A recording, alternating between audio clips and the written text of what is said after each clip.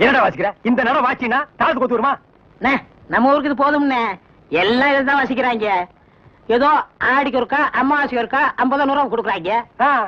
பாட்டு கச்சேரின்னா உனக்கு அவ்வளவு கேவலமா போச்சா? டேய், மேடையில கச்சேரி வாச்சாலும் தெருவுல கச்சேரி வாச்சாலும் கேட்கிற ஜனங்கள்லாம் ஒண்ணுதான். ஜனங்க கிட்ட மட்டும் நீ தப்பு பண்ணுன, உன்னை மேடை விட்டு கீழே இறக்கி நடு ரோட்ல உட்கார வச்சிருவாங்க.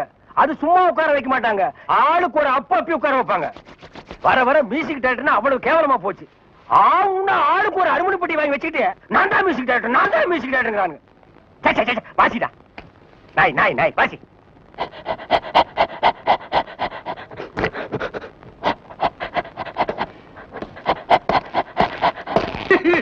அழாம நடந்தே சொல்லியா?